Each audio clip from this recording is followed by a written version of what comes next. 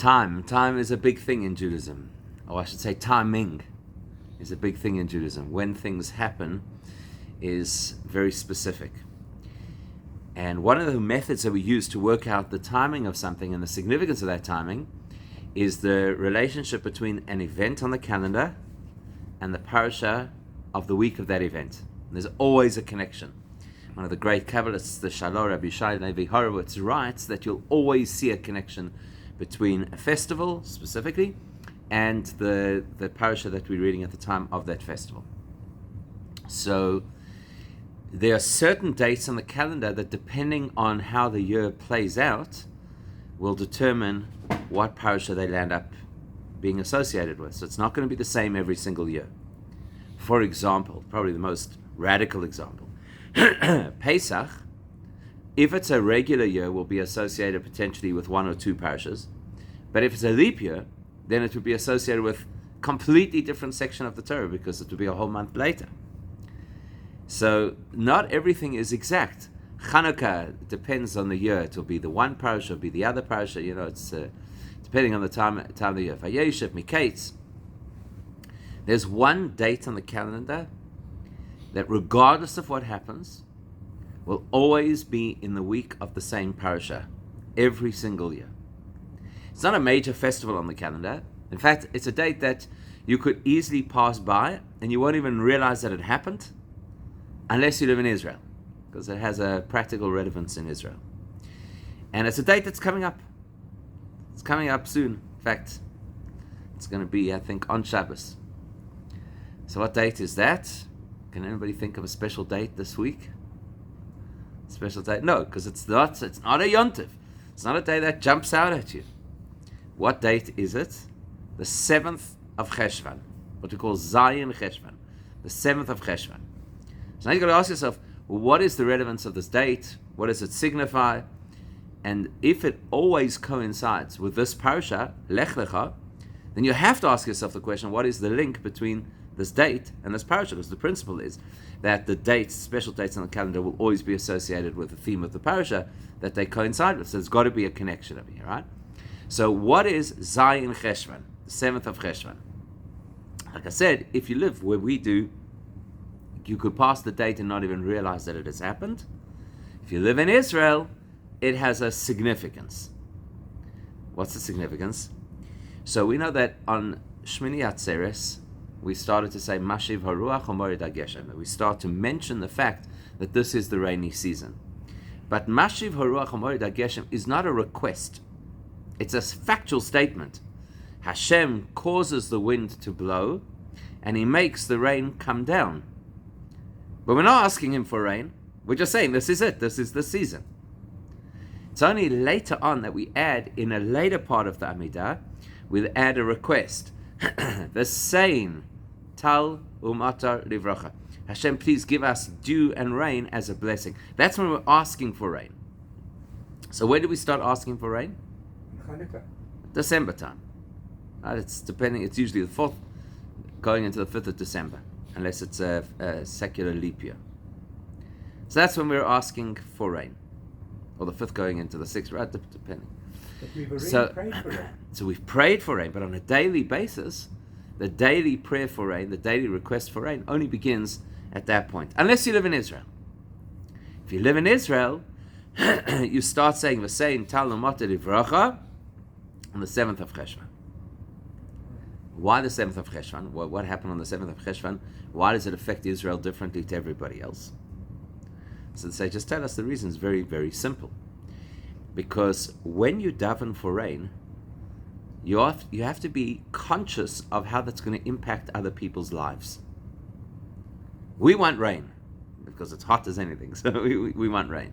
If you're a farmer, you want rain because you want your crops to be able to grow. So that's why you want rain.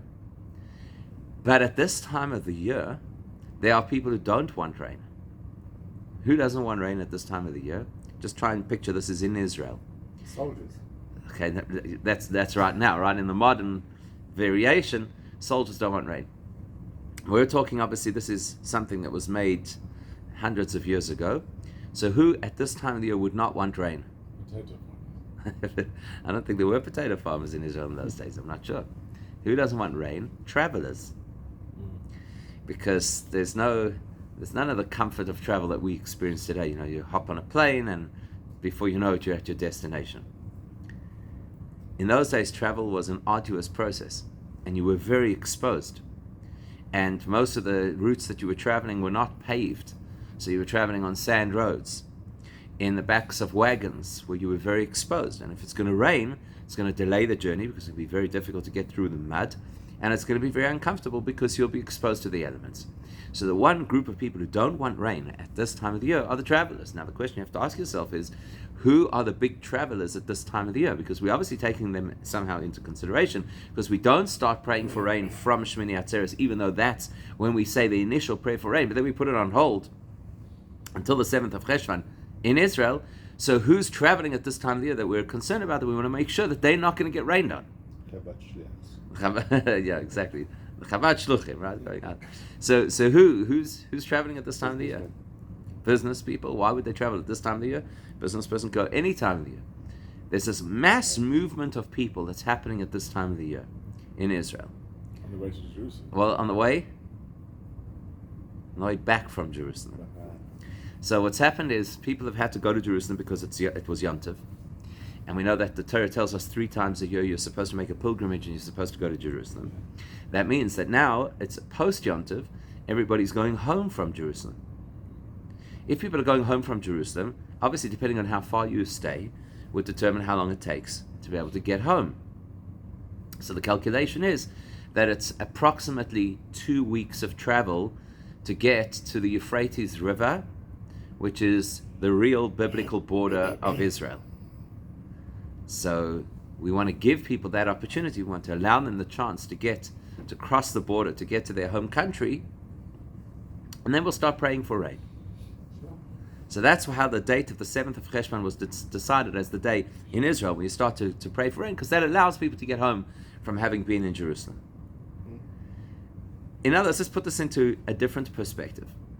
In other words, what we're saying is that there were people, thousands of people, every single year who traveled from wherever they lived, inside the land of Israel and outside of the land of Israel, and they traveled to Jerusalem. What do you think it was like traveling to Jerusalem on this pilgrimage? And what do you think it was like to be in Jerusalem for the Yom Tov period and to participate in all of the things that happened, the big celebrations of Simchas Beis Shoeva, bringing the sacrifices, etc., etc. What do you think it was like?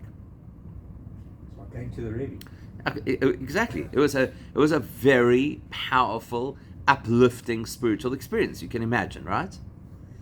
First of all, to be inside the Beis HaMikdash, it's a holy environment. So wherever it is that you lived, even if you lived in Israel, it could never have been the same degree of holiness as being inside the Beis HaMikdash, inside the temple. So you clearly had moved from an ordinary reality into a very holy reality. That's a major upgrade.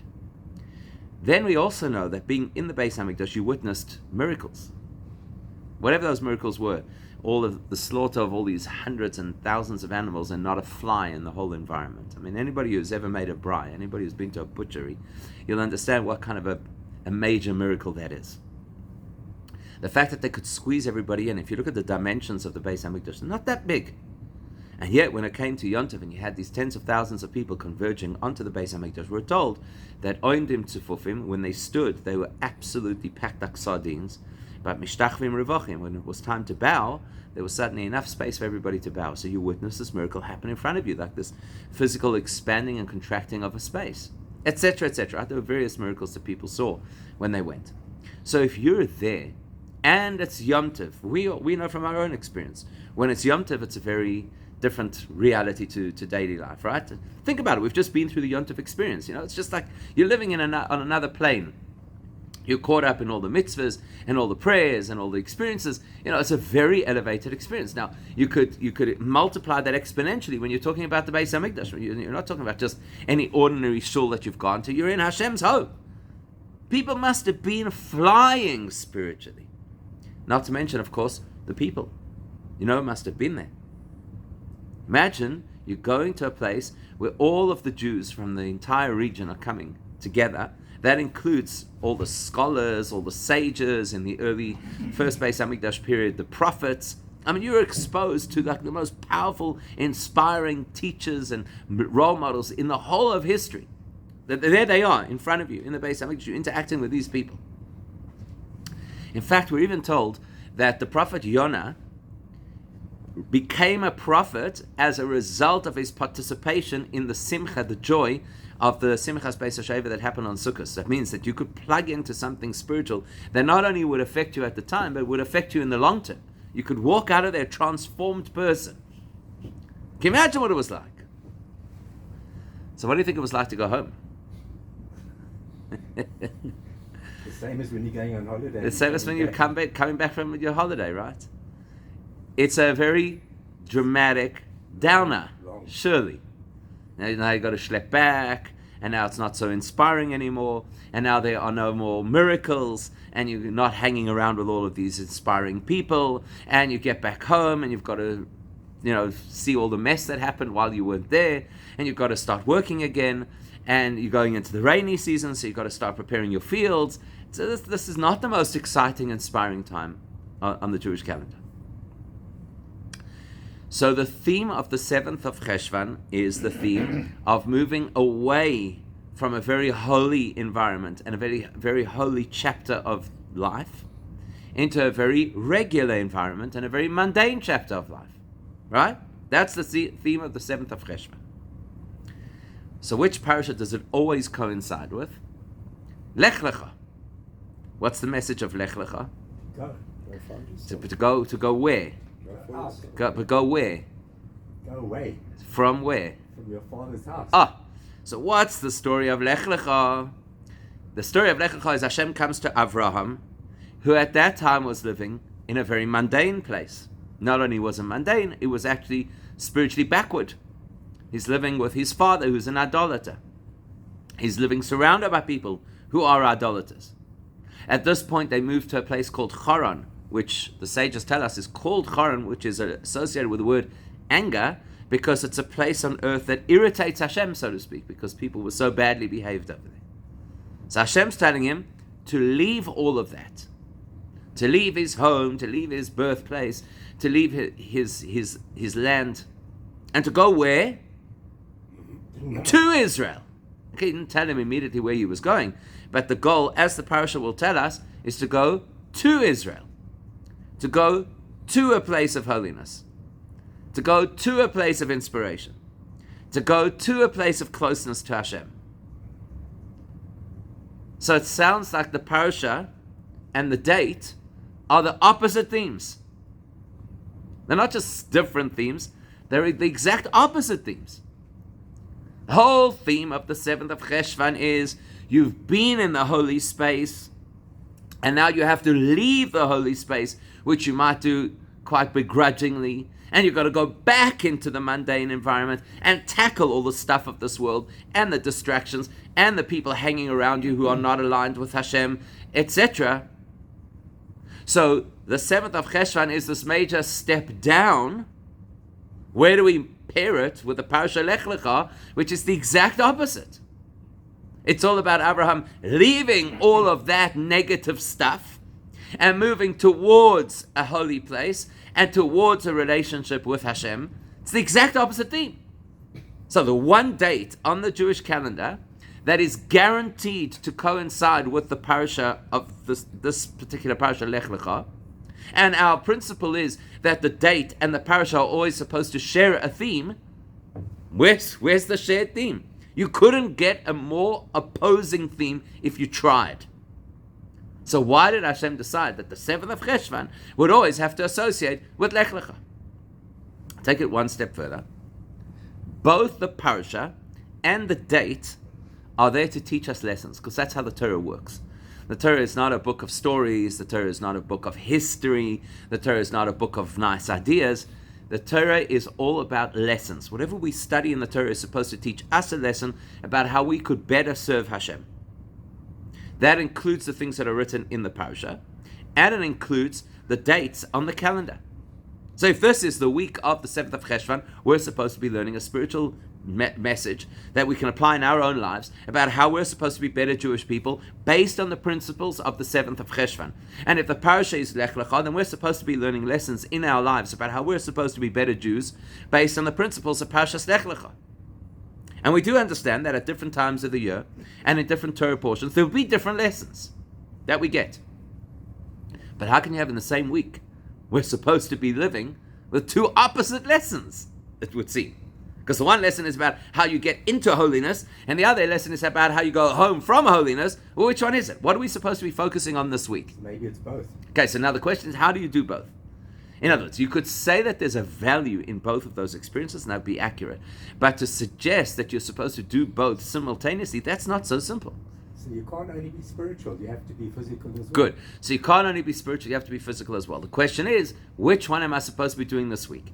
This week, am I supposed to be focusing on the spiritual, like Abraham, who's going towards the Holy Land and becoming more spiritual? Or am I supposed to focus on being more physical, which is the story of returning from the pilgrimage to Jerusalem? Because I can't do both at the same time. I agree with you. You can't focus on one to the exclusion of the other, but I can't walk in two opposite directions. So either this is the week to be investing in Lech Lecha, to break free of all the stuff of the world and become more holy, or this is the week of the 7th of Cheshvan, where I'm supposed to step out of the cocoon of the holiness and go back into the world. The question is, where am I supposed to focus this week? Remember, just the other day we saw the teaching of the Alter Rebbe that a person is supposed to medaf leben mit hatzeit, that we have to live with the times.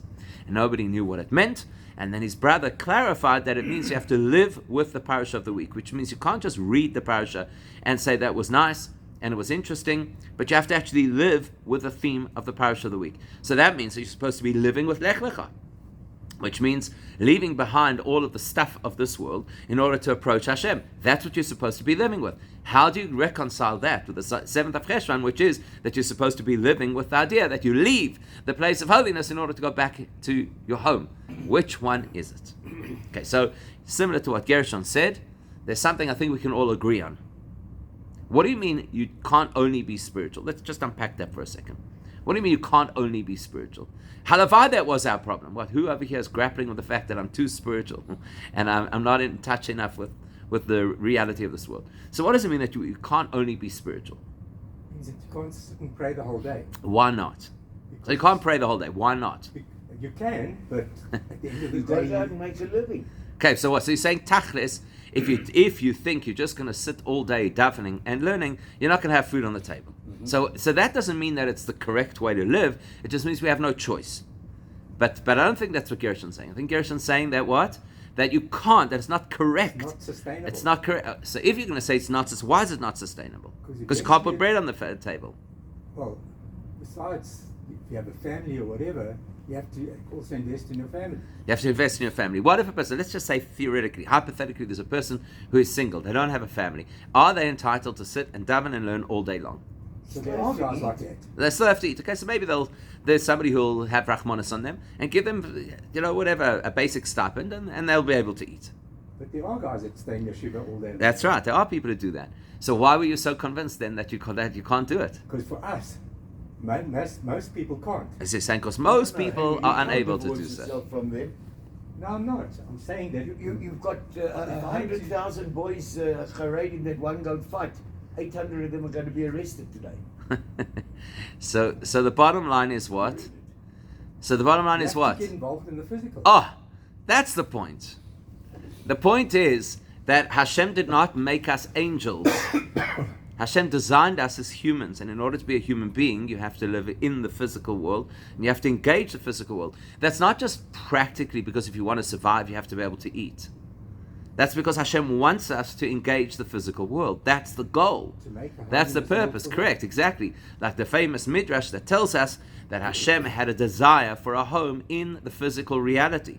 Meaning, Hashem wanted us to take the physical reality and transform it into an environment where Hashem feels at home. In other words, where Hashem can be revealed without limitations. That's the goal. That's what we're supposed to be doing. You can't do that if you don't engage the physical world. It's not possible. Can't happen. You can't sit meditating on the greatness of Hashem and believe that that is somehow going to miraculously change the actual physical fabric of the world to become holy. You can't. You have to engage the world. That's why we have mitzvahs that are physical mitzvahs. And that's why those physical mitzvahs are so specific. Because if you want to impact the reality of our world, the reality of our world is finite. It's finite in time, it's finite in space, it's finite in dimensions, it's finite. So therefore, the mitzvahs that we're going to do to impact the world have to have time frames, they have to have sizes, they have to have quantities. Because if you're not engaging the world in the world's reality, you're not actually making a difference. So now, you go to the Beis HaMikdash for the festivals. In this particular case, we're talking about the Sukkot period because that's the pilgrimage festival that we've just come from. It's an amazing experience. Nobody will deny that.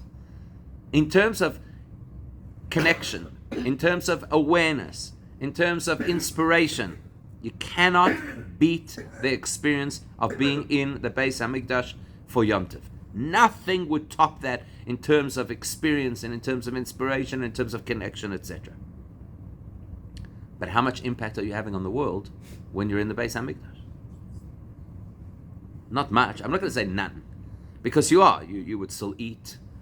And you would still probably purchase things. I'm sure there was some kind of trade that was going on. When you look at the archaeological digs around Jerusalem, you know that there were marketplaces around Jerusalem. So you were engaged. It's not like you were completely disengaged from it. You were engaged in the world. But nothing like when you go home. When you go home, that's when you get your hands dirty. When you go home, that's when you start plowing your field and planting seeds and having to weed and draw water and do whatever trade you're involved in. So you really get your hands dirty, you really get invested in the world, not in Jerusalem, but going back home from Jerusalem. And so the easiest way to answer what appears to be this great contradiction between the parasha, which is all about leaving home to connect to Hashem, the story of Abraham, and the date, the 7th of Cheshvan, which is all about leaving Jerusalem in order to go back home, you could say they actually link. Because if you want to get closer to Hashem, part of that responsibility is you've got to get engaged in the world and allow yourself to do in the world what Hashem expects from you.